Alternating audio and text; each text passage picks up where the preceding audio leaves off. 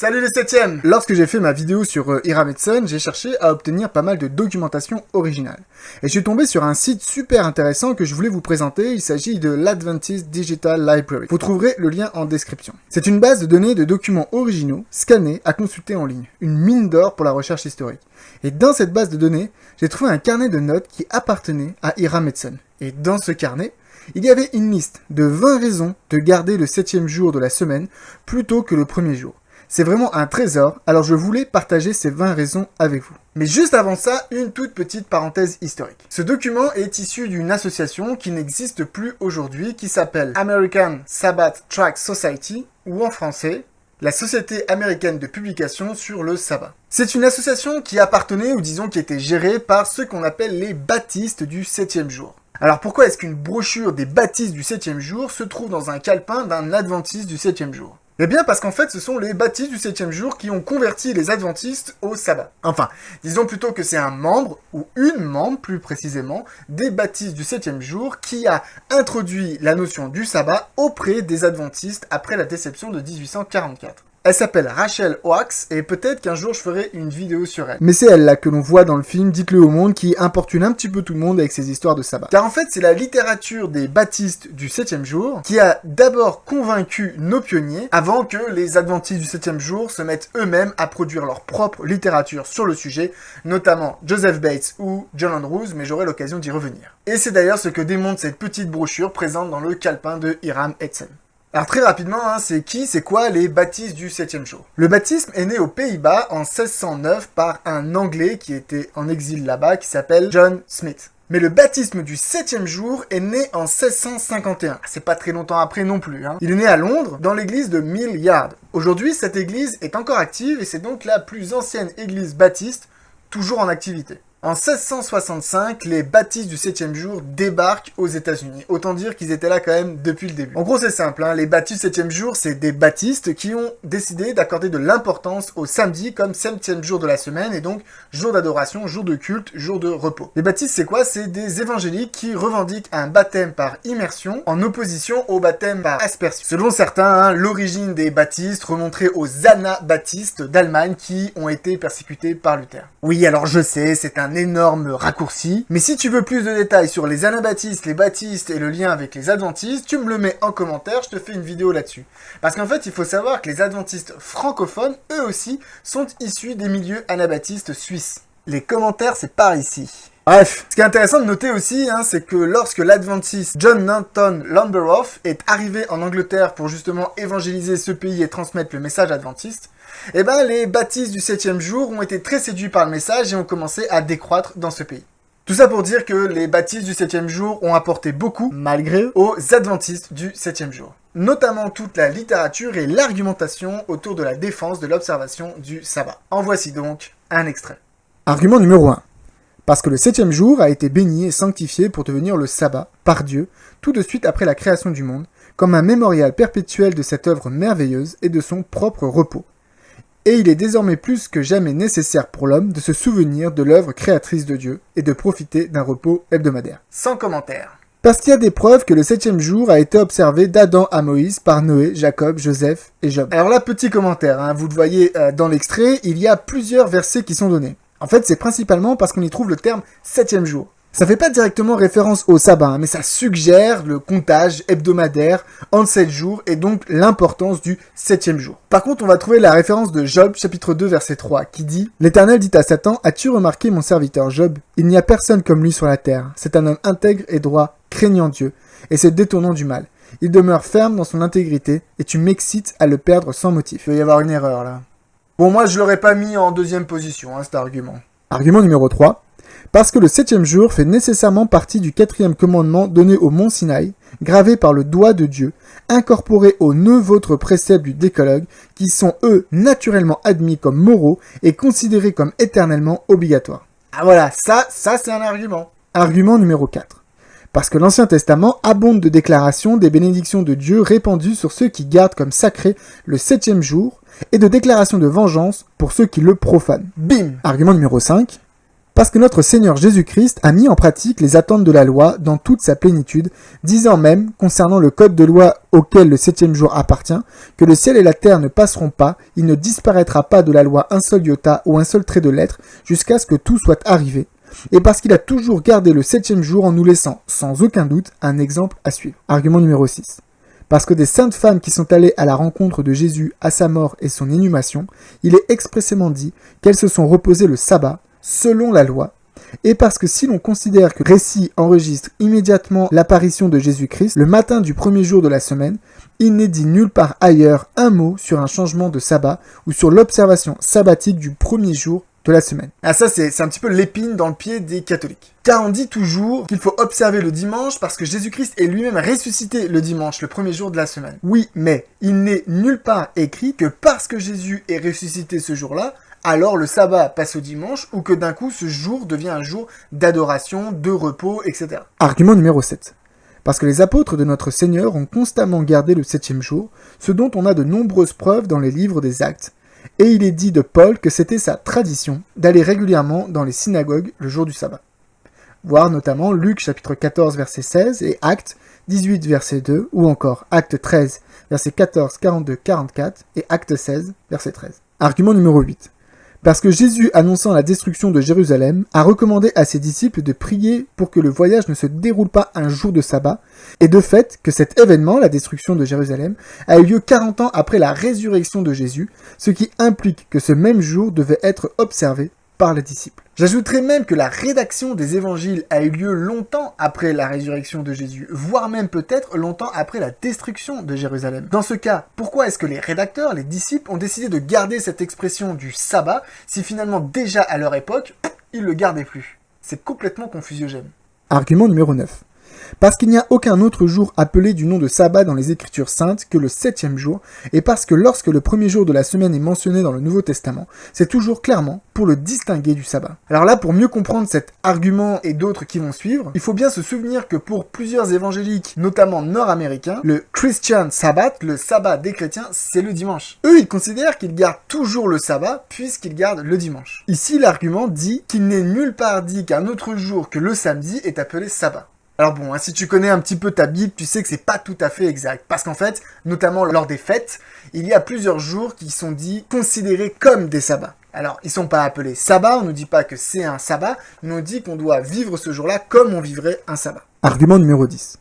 Parce qu'aucun des passages qui mentionnent le premier jour de la semaine ne contient un événement ou une action spécifique du sabbat. Alors souvent on te citera le partage du pain, qu'on va trouver dans le livre des Actes, le premier jour de la semaine. Mais le partage du pain, les disciples le faisaient tous les jours. Tu peux aller lire Actes chapitre 2. Et surtout, dans la Bible, c'est jamais une activité qui est associée spécifiquement au culte, encore moins spécifiquement au sabbat. Argument numéro 11.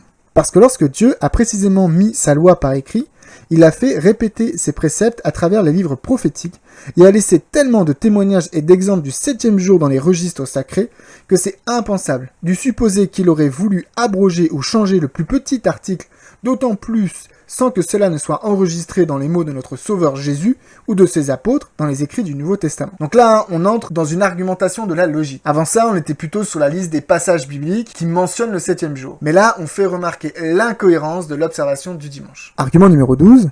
Parce que l'observation de la loi morale, sans exception, est systématiquement prescrite dans les écrits des apôtres. Et l'un d'eux a même dit « Quiconque observe toute la loi mais pêche contre un seul commandement devient coupable de tous », citant par la même occasion le 6e et 7e commandement. Voir notamment Romains chapitre 13 verset 9, Galates chapitre 5 verset 14, Éphésiens chapitre 6 verset 2 à 3 et Jacques chapitre 2 verset 8 à 11. Argument numéro 13.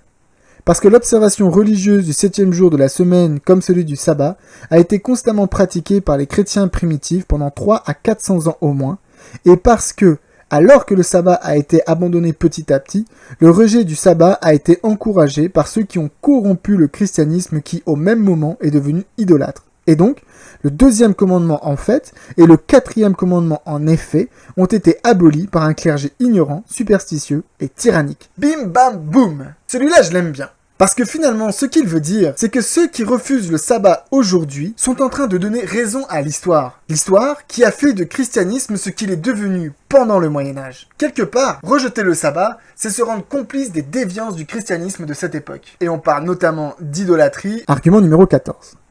Parce que ce n'est que par l'observation superstitieuse des anniversaires des saints et des martyrs, et par une multitude d'autres jeûnes et fêtes, dont la simplicité de la religion révélée était encombrée et dépassée, que l'observance sabbatique du 7e jour est devenue inutile. Et non, en fait, par un quelconque commandement réel ou prétendu du Christ ou de ses apôtres, ni d'abord par l'autorité expresse d'un quelconque pape ou concile, car il était gardé comme un jeûne strict pendant des siècles, après avoir perdu tout autre signe d'un jour saint. Celui-là, je l'aime bien aussi parce qu'il dit quelque chose de très vrai sur l'histoire du sabbat. On aime bien dire en raccourci que ce sont les papes qui ont abrogé le sabbat, mais c'est complètement faux. Tout simplement parce que la notion de pape, comme on la connaît aujourd'hui, c'est pas avant l'an 1000. Et la primauté de l'évêque de Rome, c'est vers la fin du 4e siècle. Or, à ce moment-là, ça fait longtemps que pas mal de chrétiens, ils ont piétiné le sabbat et l'ont abandonné. Ce sont les chrétiens qui ont corrompu le christianisme, pas le pape. Argument numéro 15. Parce que les dirigeants de la Réforme n'ont jamais revendiqué pour le premier jour le nom de sabbat, et n'ont jamais imposé l'observation de ce jour par une autre autorité que celle de l'Église. En gros, pour des réformateurs version sola scriptura, pas top, hein. Argument numéro 16. Parce qu'il est évidemment absurde, et c'est une objection souvent formulée par des personnes irreligieuses, que l'observance du premier jour de la semaine comme sabbat soit basée sur un précepte divin qui commande l'observance non pas du premier, mais du 7e jour. Et ça aujourd'hui c'est très amusant, hein. Il m'est arrivé parfois effectivement de dire à des gens, moi le samedi je travaille pas, on me demande pourquoi, et je dis parce que c'est le 7e jour de la semaine et il faut se reposer. Et là, les gens connaissent très bien ce passage qui dit que le 7e jour de la semaine est un jour de repos. Sauf qu'ils me disent, oui, mais le 7e jour, c'est le dimanche. Puis s'en vient une discussion où je leur montre, souvent par des sources et des arguments linguistiques, par exemple, si vous prenez l'espagnol ou le portugais, vous verrez très bien que le samedi est le 7e jour et que c'est vraiment très récemment qu'on a considéré que le dimanche c'était le 7e jour, mais que le dimanche est le premier jour d'un point de vue biblique. Et alors là, quand ils reconnaissent cette argumentation, la phrase qui suit, c'est souvent, mais alors, pourquoi est-ce qu'on dit que c'est le dimanche ? Et ça, c'est une longue histoire. Argument numéro 17. Parce que, si le principe fondamental du protestantisme est juste et vrai, à savoir que la Bible seule est la religion des protestants, alors le 7e jour doit être le vrai et seul sabbat des protestants. Car à moins que ce jour de la semaine ne soit respecté, ils n'ont aucun sabbat issu des Écritures saintes. Argument numéro 18. Parce que l'observance perturbatrice du premier jour de la semaine, au lieu du 7e, a en fait donné lieu à un grand scandale. Les protestants admettent l'autorité de la tradition humaine en matière de religion, et cela a conduit à l'intolérance et à la persécution. Bon, pourquoi pas ? Il y a quand même plein de trucs qu'on fait par tradition et qui mènent pas à des persécutions particulières, comme aller à l'église le samedi matin. C'est écrit nulle part dans la Bible. Argument numéro 19.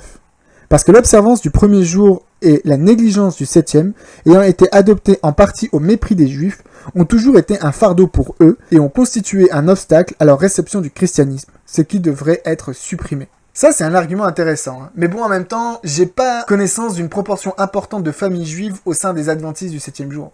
Pas sûr que ce soit aussi automatique. Dernier argument, le numéro 20, parce que l'observance du 7e jour obéit à Dieu, écorne les principes protestants, réprimande la papauté, élimine les obstacles et nous assure la présence et les bénédictions du Seigneur du sabbat. Amen. Un adventiste n'aurait pas dit mieux. Alors finalement, même si je trouve ces arguments très intéressants, je me demande si c'est pas des arguments qui sont faits pour consolider la foi de quelqu'un qui croit déjà. Je me demande vraiment si un non-observateur du samedi, en lisant ces arguments-là, se dirait « oui, effectivement, je vais garder le sabbat ». Moi, je ne sais pas. Mais je vous laisse me raconter en commentaire si, une fois ou l'autre, vous avez dû défendre le sabbat ou si vous avez pu accompagner quelqu'un pour que finalement, il accepte le sabbat. Dites-le moi en commentaire. Je suis sûr que le Saint-Esprit vous a fait vivre des expériences extraordinaires avec cela. Et si vous avez d'autres arguments, numéro 21, 22, 23, sur le sabbat, je vous laisse continuer la liste dans les commentaires là aussi. Ce que l'on peut retenir de toute cette liste que l'on trouve dans le calepin de Hiram Edson, c'est que nos pionniers étaient prêts à défendre leur doctrine. Non seulement ils étaient prêts, mais ils avaient besoin de le faire. Rappelez-vous, ils sortent d'une période de crise 1844 où ils sont moqués par tout le monde.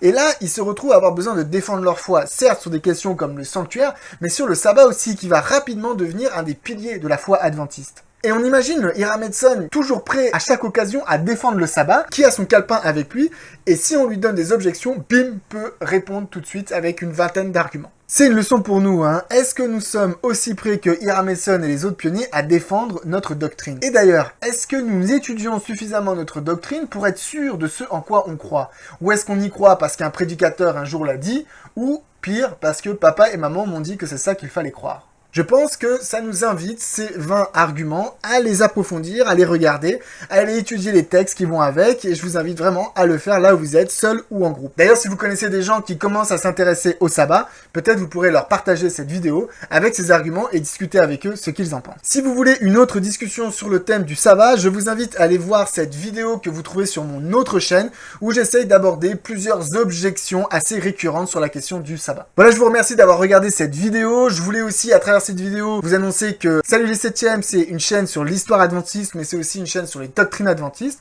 Donc je vais essayer régulièrement de publier aussi des enseignements, voire des séries d'enseignements sur nos piliers et nos doctrines. Alors ici, c'était un peu entre les deux. Il y avait de l'histoire avec Hiram Edson et surtout les baptêmes du 7e jour, mais aussi de la doctrine avec 20 arguments sur le sabbat. Vous pouvez, comme d'habitude, liker la vidéo, vous abonner à la chaîne, partager à tous les 7e que vous connaissez à travers Facebook ou WhatsApp. Et je vous laisse en description le lien Tipeee si vous souhaitez me soutenir financièrement. Et sur ce, à très bientôt, comme dirait l'autre. Remember Daniel in the lion's den. He was there, for he would not bow to man.